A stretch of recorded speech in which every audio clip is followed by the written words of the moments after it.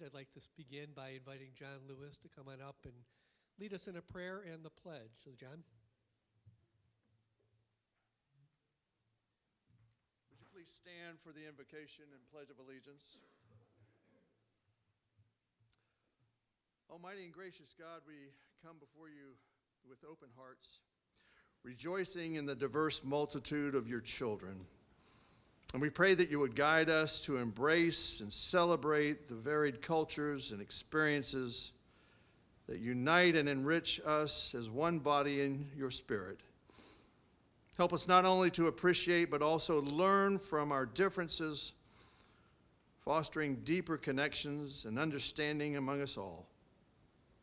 And may our unity be a testament to your divine love and an everlasting beacon of hope for humanity. Bless our speakers this day and our time of fellowship around these tables. For we pray in your holy name. Amen. I pledge allegiance to the flag of the United States of America and to the republic for which it stands, one nation, under God, indivisible, with liberty and justice for all.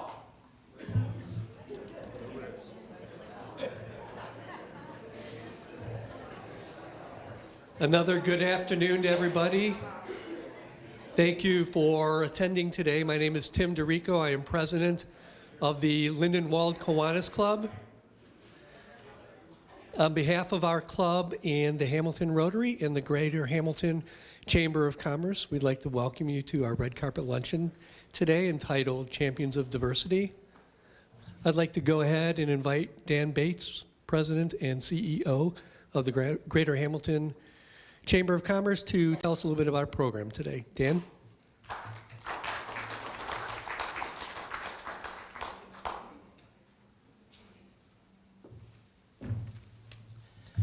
Welcome to Champions of Diversity.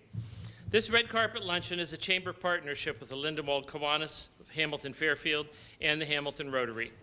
Thank you for joining us, but first of all, I want to start by recognizing our Chamber Centennial sustaining sponsors: Butler Tech, City of Hamilton, First Financial Bank, Kettering Health Hamilton, Mercy Health Fairfield Hospital, Naritas Media, OneView, and U.S. Bank.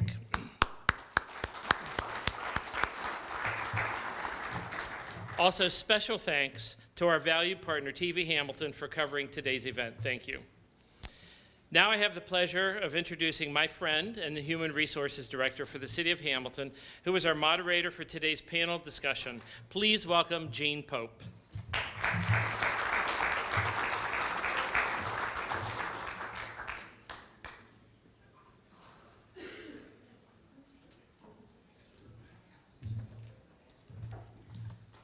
Good afternoon, everyone. It's so wonderful to see everyone out there today. Let me put on my spectacles so I can see what I'm doing.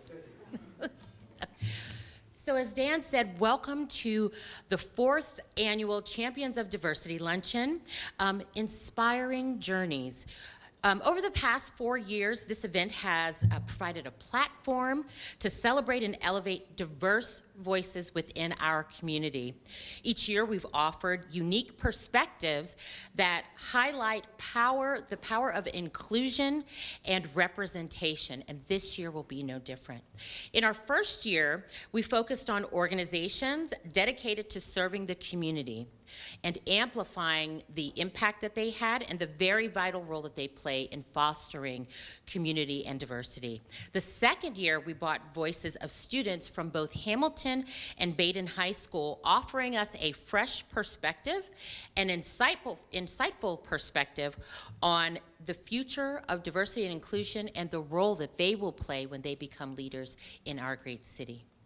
In our third year, we turned the spotlight on women in business and corporate settings, sharing their challenges, triumphs, and the importance of representation and leadership. And we're so excited that we're able to bring to you, again, this unique perspective and journey of 4 amazing people. So let me go ahead without further ado and introduce them. Panelists, if you'd come up as I am saying your name. So our first panelist is Mr. Gus Cosina. Please come on up, sir.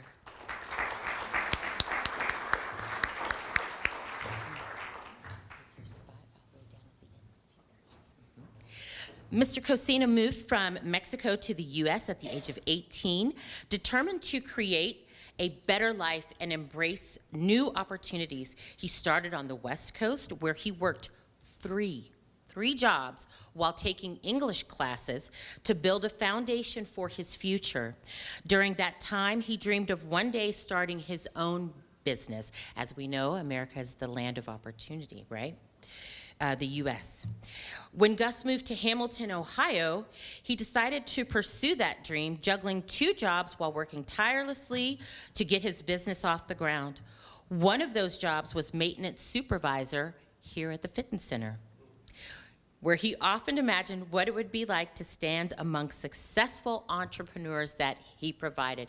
So just think about it. Just sitting in this room gives people visions to aspire to. So everyone is fulfilling a dream today in some form or fashion from my purview. Today, that dream has come full circle. Gus is being recognized at this time for his hard work and achievements in the very place where he once worked behind the scenes. His journey is a testament to perseverance, determination, and the power of believing in one's dreams. Let's once again welcome Mr. Gus Cosina.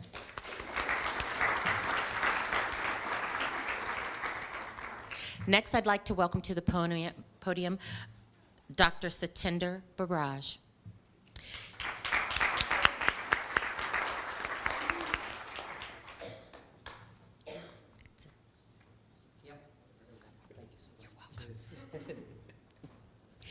Dr. Barrage was born and raised in Kenya. Both of his parents are of Indian origin, who immigrated to the Kenya part of the transfer of labor from India to Kenya. Satinder came to the Mount St. Joe University and was part of the first male students to live on campus and was a dual major, biology and chemistry. Yes, yeah, not me. Satinder's first biopharmaceutical sciences, day and night was spent at the Greater Cincinnati, Northern Kentucky Airport in baggage claim. From humble beginnings do we all come, right? Satinder also has a PhD in biopharmaceutical sciences from the University of Cincinnati. I won't hold that against you. Professionally, Satinder was a global R&D manager in healthcare for the Procter & Gamble company for 27 years, and then came to Hamilton via the Pipeline H2O incubator, where he was on the scientific advisory board. He learned about Hamilton's great water, our amazing water, our award-winning water here, had an idea, and as they say, the rest is history. Thank you, Dr. Barrage.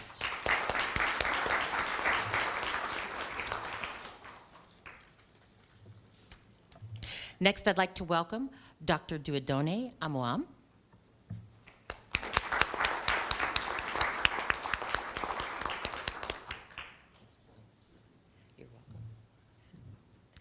Dr. Amoam, as the founder and owner of Assurance Healthcare, a home healthcare business, and is dedicated to providing high-quality, compassionate care to individuals in need.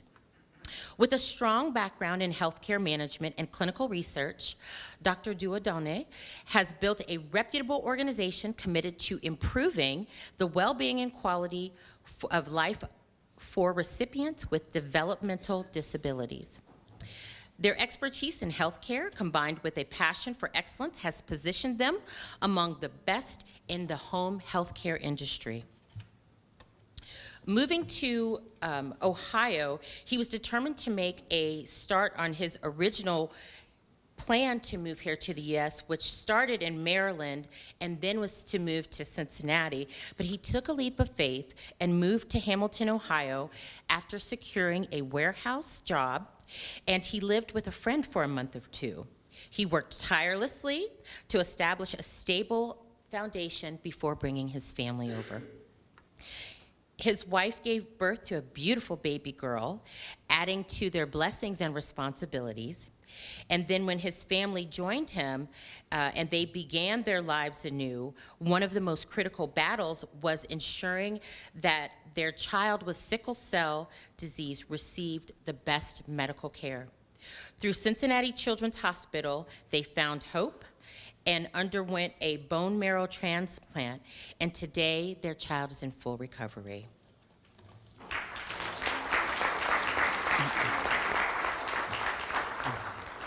If there's one lesson that he has learned, it is that struggle is not the end.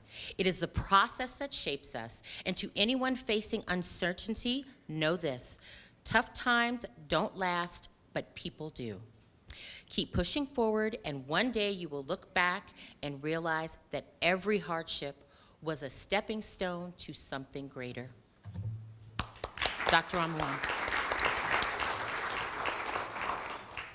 And last, but certainly not least, let us welcome Ms. Michaela Tomer.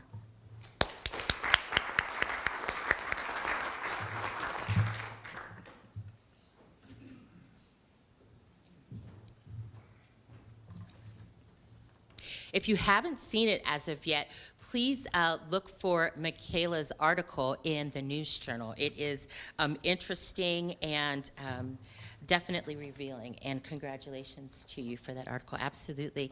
So Michaela Tomer is a purpose-driven entrepreneur, real estate developer, and business strategist on a mission to help people and animals, one life, one home, one opportunity at a time. At just 14, Michaela immigrated to the U.S. with her family in pursuit of the American dream. Within 7 years, they built a home from the ground up, only to face a 14-year immigration battle that ended a forced return to Bulgaria. And what felt like an ending spark ended up in being a powerful comeback. A magna cum laude graduate from Xavier University,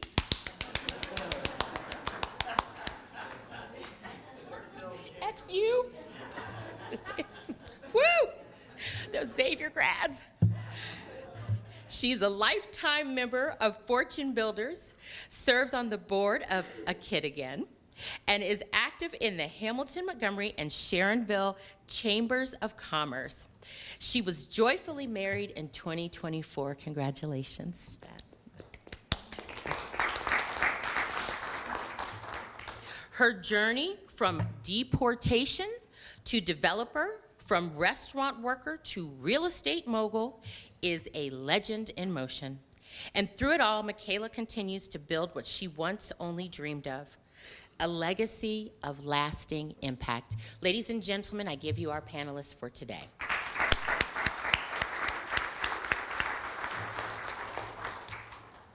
This is a time where we're going to open it up to a few questions.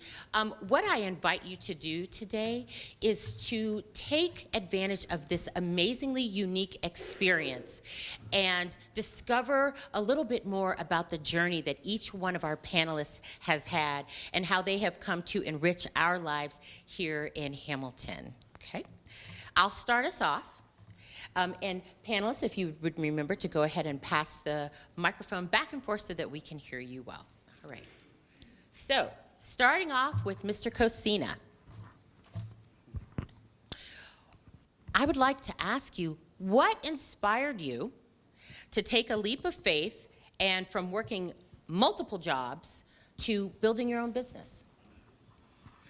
Okay, coming out of 11 kids back home. We didn't have much, so I always dreamed of coming to America. And when I saw the opportunity, I jumped on it, landed in California, and after a few years there, I didn't see a future there, and I decided to move to the state of Washington State. To where at the age of 24, I didn't know a word of English. So I had to work 3 jobs, and I had to attend school to learn the language because I already had a dream of starting a business of my own. So on top of all that, the 3 jobs and then school, I had a passion for soccer, so I still have to find time for soccer. So, when I realized, that I could defend myself on the language, so I decided to move to Cincinnati, Ohio. Long story. And I decided that Hamilton, Ohio was going to be my home because what I didn't find in California, Washington State, I found it right here because I saw pretty close the family values that this part of Ohio has versus my hometown, which is almost similar. So because of that, I made this place my home, and I became a part of society, and I opened up my business 20 years ago. By the way, I do painting, residential, commercial, you name it. So up to now, God has been blessing me, and I've been very proud of this community. And thank you to you all. I'm just one of so many of probably your ancestors that came at one time right here to this country with a dream and worked very hard, tirelessly to build and to pass on through generations business that some of you probably lived on and continue with legacy. So that's my part of my legacy here in the States. Thank you so much for Hamilton. Mr. Cosina? Yes. Thank you for that answer, but I'd also like to know if you would tell us again the name of your business and what you do. I know you mentioned it a little bit, but if you Yes, could tell I'm us. sorry. My company name is ADG Painting Services, and we are located right now in Fairfield area, our offices and shops, but we are well connected with the Hamilton vicinity. We are part of the Chamber of Commerce, and we are involved in various programs, such as my wife is part of the EMF board, and and Primary Health Solutions, and we just love this community, and we give the best that we can to be a part of it. That is fantastic. Thank you so much. If you'd pass the microphone to Dr. Barrage. Sir, your career has spanned global healthcare innovation. What motivated you to transition from corporate R&D, research and development, to launching a business in Hamilton? That's a good question. Thank you. You're welcome. So in corporate, so P&G, as you know, is a small company based downtown. I was one of 10 or 15 people who started so when I started P&G, I had just come out of college. I actually did my PhD when I was with Procter & Gamble. However, having said that, I was one of the few people, maybe 10 or 15 people in the whole global P&G network that went and started from the lowest level and reached the highest technical level at Procter & Gamble. At that point, I was there 27 years, and I made a decision. It's time, to look. As folks who have worked in corporate knows, they have these golden handcuffs on you, and sometimes it's very limiting. I cannot tell you how much more my growth has happened after I started my second phase career, so to speak. So yeah, it was a time when you feel, it's time for me to move on to something new and try and use my all the experience that I've had for good, and to see whether there is any business acumen out of that. Thank you. And I'll be looking out here for any questions. So you just raise your hand. Dr. Amuam, your journey from Cameroon to the U.S. was filled with challenges and triumphs. What key lessons has shaped your approach to business and healthcare? And go into a little bit about what you do in your healthcare business, if you would. Yeah, thank you very much for that question. And I want to take this opportunity to thank the audience and the organizers for selecting me to be here today. I want to start by saying that I arrived in the US through the DV Lottery program, which is a diversity visa program that the federal government launches every year for people to migrate to the US with a green card. So little did I know, after profiting from this program, I will be sitting here today as a diversity champion. To start with, I was selected for that program to travel to the US with my family. And by that time, my wife and 4 kids. But while we were traveling, my wife was pregnant with a fifth kid. And I reached out to the US with friends that I knew before coming. All of them were asking me to come alone, but I've been used to staying with my family. Since I got married to my wife, I've never been 2 days out of the same roof. We've been in the same roof for the rest of before that time, all our life. So it was very difficult for me to leave my family behind and come to start life alone. So I told them that I'm ready to come with my families. So nobody was there to receive us. So we actually took an alternative method to send money for them to rent an apartment for us. So we just needed somebody to pick us from the airport to the apartment, and that's what actually happened. So you can imagine starting life over in a new environment you have never been, only with a family of 6 in a room, just like we were in Cameroon. Back in Cameroon, I was working in a hospital setting as a medical laboratory scientist. By then, I had a master's in clinical immunology and microbiology after having a bachelor in medical laboratory science. So arriving in the US, we could get one person in Maryland who offered to rent us an apartment paid by us. So I came with some money and I paid rent for 1 year without a job. We couldn't get a job in Maryland. And my wife was pregnant. She's the one who first learned how to catch a bus. We didn't know that was actually a big experience, a big milestone that my wife succeeded to catch a bus to go look for a clinic nearby where she can start prenatal consultation. So that was around the 5th month of pregnancy. It was very challenging. We did not have internet at home. We did not have any couch. We did not have a bed. We just had 2 mattresses for the kids and my wife and I. We didn't even know how to put on the AC, all those things in the house, until we take advantage when somebody visits or people were not visiting too because there was no couch to sit. We did not have a phone too. So when I started like a man to go out just to walk in the environment to see how things are, go to the nearby shop, I discovered a shop by accident. When I discovered a shop, we started going shopping. And before traveling to the US, I had done some anthropological research, and I wanted to identify a place which would be good for a family.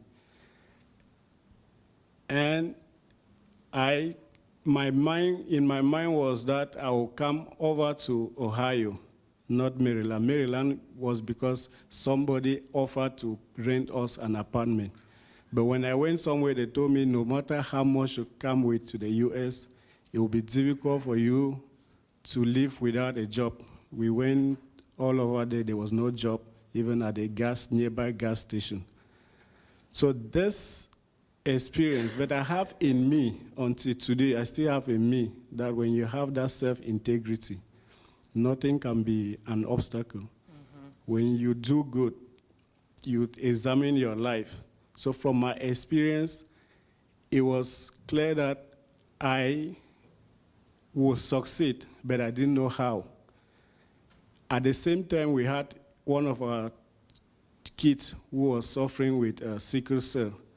So my wife was the first to catch a bus just to go to one hospital in Maryland to start looking for any help, at the same time to consult for prenatal and to look for any help for somebody who can take care.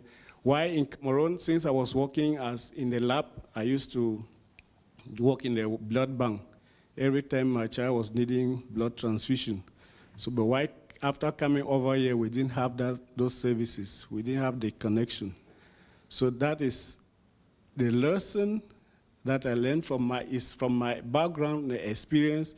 All in my life was to make sure that I can alleviate the health sufferings in one way or the other of others. After knowing that we are in dire need of health services, especially for our suffering sickle cell kids. And Dr. So- Ramoam, I'm sorry, would you say the name of your business as well so people know? Yeah, today I'm the founder and owner of Assurance Care LLC. We provide services to people with a developmental disability, that home care services. So we help them in their daily activities, accompany them, administer medication, accompany them to their doctor's appointment, and take them to integrate in the community with trainings and make them live a life like any other person in the community. Thank you for that. Thank you so much for that. You're welcome. Appreciate it. And then for Ms. Tomer, you have overcome incredible obstacles, including deportation, to build a thriving career. How have those experiences shaped your approach to entrepreneurship? Thank you. Excellent question. Three things that I've learned is, one is resilience, and I think I heard this mentioned through the other panelists too. Like anything else in life, you can't give up. Resilience, work ethic, and most importantly is creating authentic and genuine relationships. In my opinion, everything in life is relationships, whether it's business or personal, and I have a belief that when you find what's important to people and help them get it in the process of that, you get what you need. So I have a passion and to help people. So is everyone else here on the panel, but that's the one thing that was constant and continuous through my career and experiences is just love to help people, and found a way to do so by doing that. Thank you all for that. So we've heard a little bit, and there's an overarching theme, helping as well as the amenities that the U.S. offers.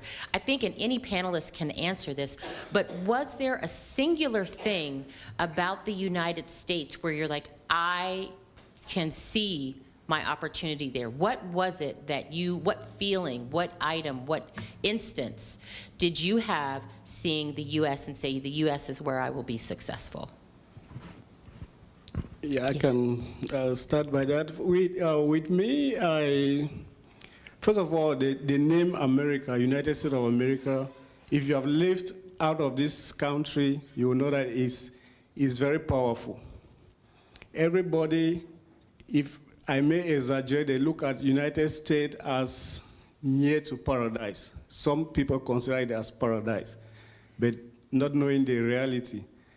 But as somebody who had gone to school, and I was teaching in a university in Cameroon, a Catholic university, I knew a bit about America, and I knew that it's a country of potentials. While in Cameroon, I always had that desire to have a terminal degree. It was not easy for me to continue on while working, but I knew that once I come over to America, I will achieve this. And with the health services, I just knew that coming over with my child who is sickle cell, I will have the best health services that will alleviate this suffering from my Chai, and we actually succeeded. And I enrolled, during that time too, I enrolled with Warden University for a PhD in health services. And today I'm a PhD holder in health services. That's After wonderful. trying another PhD program in translational research. Yep. Thank you for that. Would any of the other panelists like to chip in? Sure. The idea that the U.S. of A.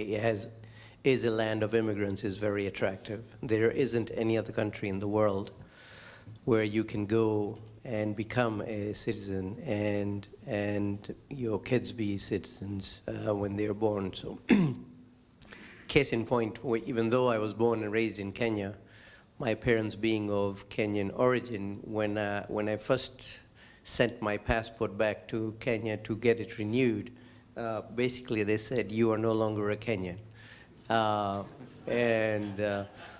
You know, obviously I was a man without a country for a long time before I became a U.S. citizen. However, that in itself, you know, we say that it's the shining on the top of the hill, and you can do anything you want to do, just by your pure determination, and you have all these things available to you for you to be able to achieve that.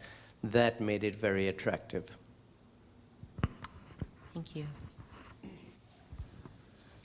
And for me, all what they say is true. I lived it.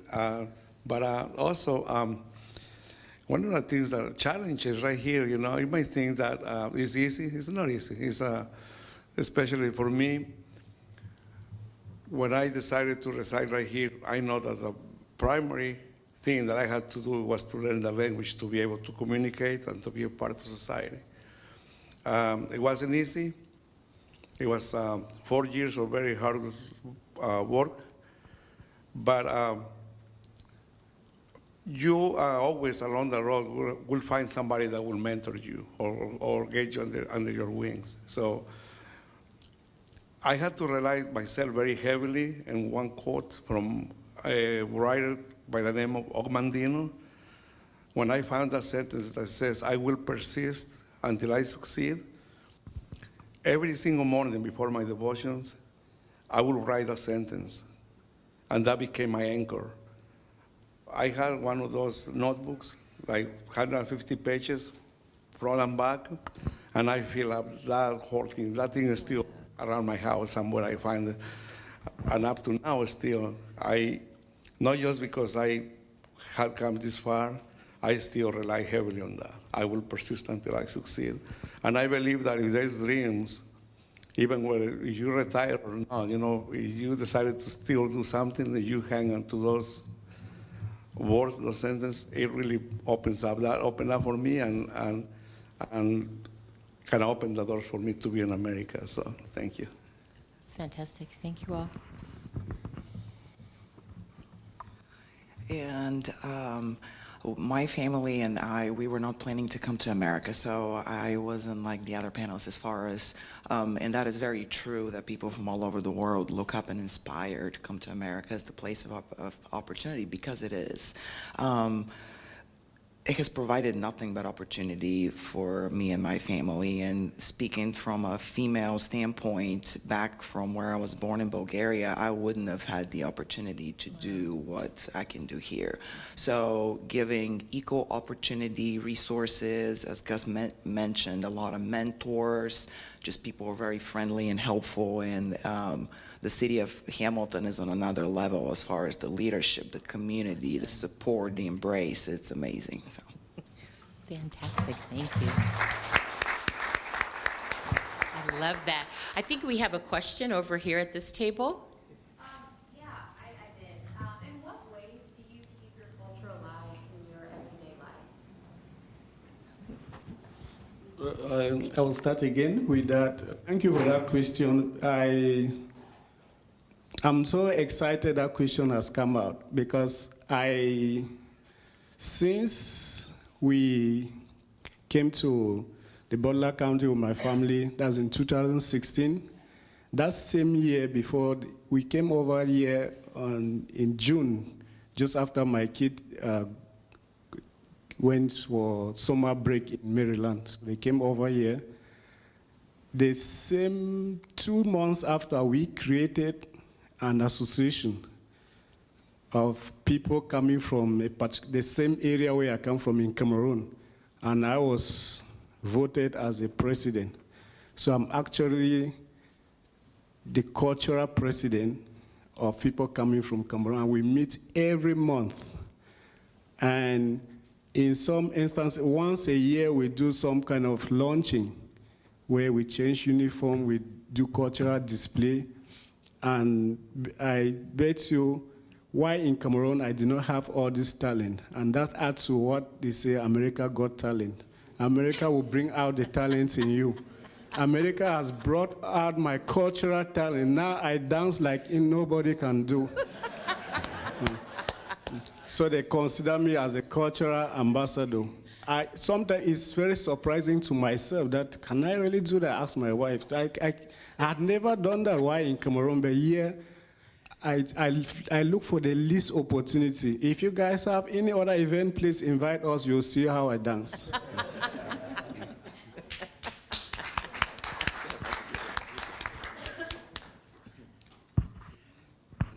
So as you can see, physically I maintain my ethnic originality, even though I'm from Kenya. A lot of people say, "What do you mean you're from Kenya? You do not look African," even though I am African American. However, as my colleague just mentioned, we had a small Sikh community in the U.S. Well, in Cincinnati, it was pretty small.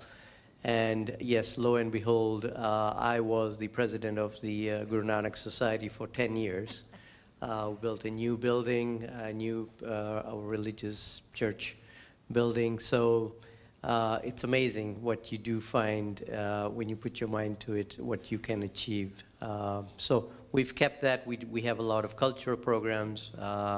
The Asian Food Fest is kind of a culmination that happens downtown. It has now become one of the biggest cultural food fests in the whole tri-state area. In fact, we have a lot of people coming from all over the other parts of the country trying to learn what we did and to put that in place.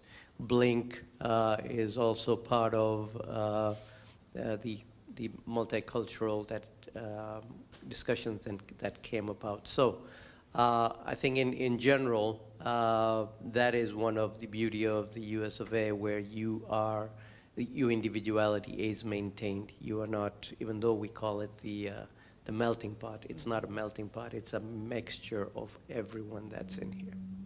Love it, thank you. Mr. Cosina? Yeah.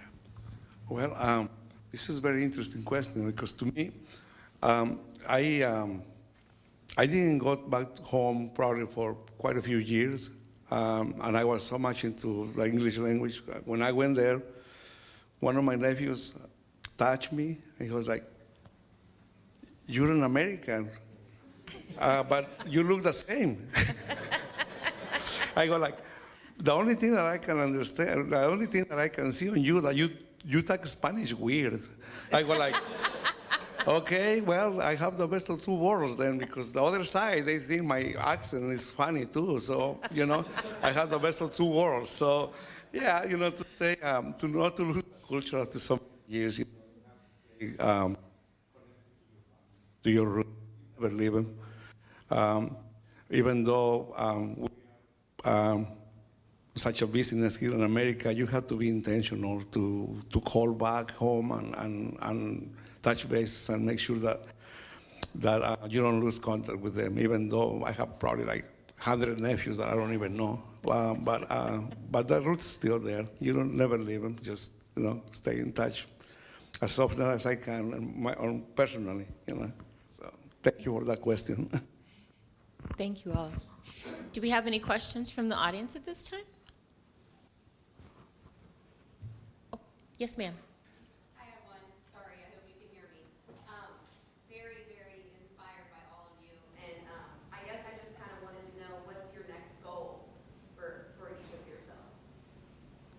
question.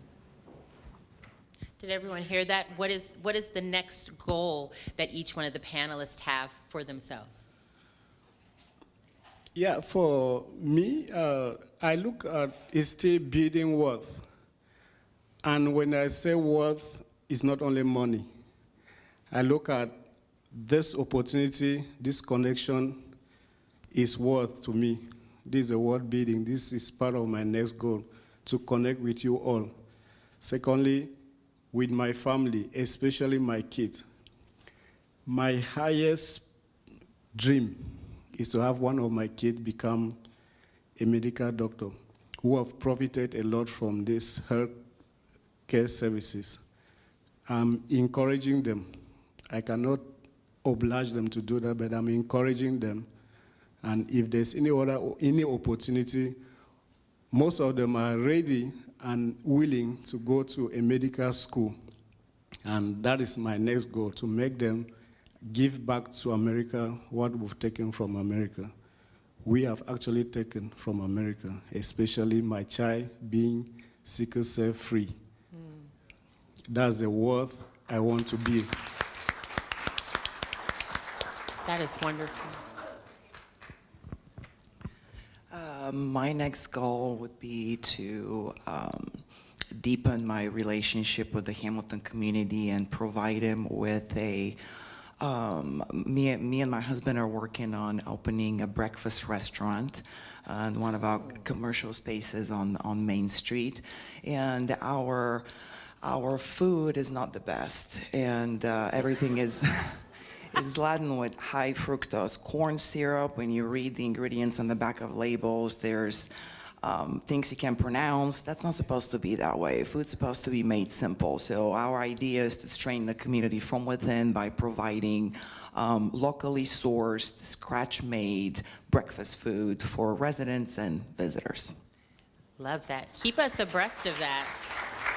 Yes. I do not miss meals, so you make sure that we know. I'll have a table in the front, please. There is a saying out there that says, when you light another one's candle, your candle does not diminish. So I think we are so blessed in the US of A that with resources and whatever you have, there are 8 billion people in this world who can just dream about what we have. And that is a goal of mine. In my culture, giving back is huge, and I am involved in a lot of that. So, but you know, what's the next step once Pawnee goes its way and it becomes a big billion-dollar business right out of Hamilton.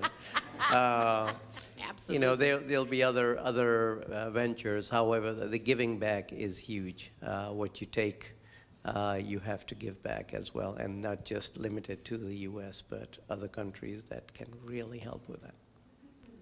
Fantastic. Thank you. I'm involved in a good group of people out in Cincinnati, and I see that there's a big need in the Hispanic community, and that I like to get involved more right here in the Hamilton area to kind of help adapt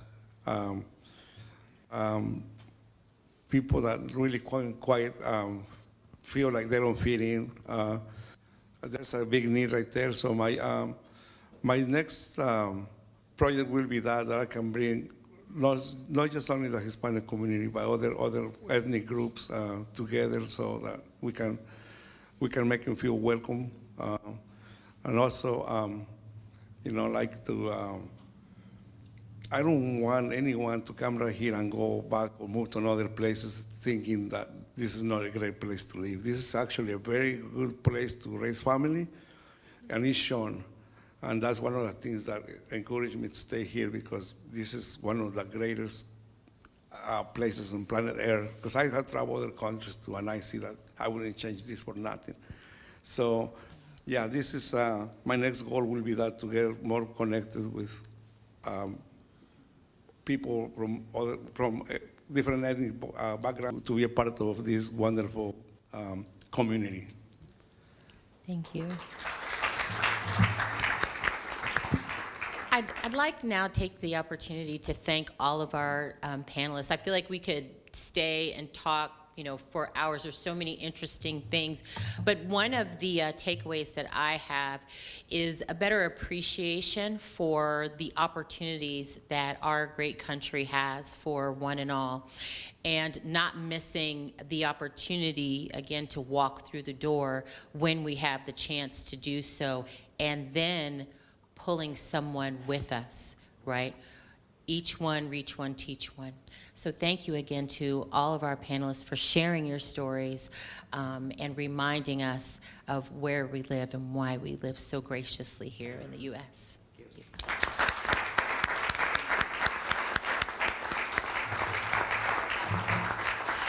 And closing us out will be the amazing president of Rotary, Ms. Flora Butler.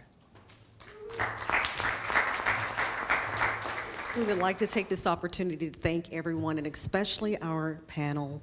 Diversity is powerful, and why do I know that? Because you are here, and I appreciate your presentation. At this time, I want you to enjoy the rest of your day, and the meeting is over.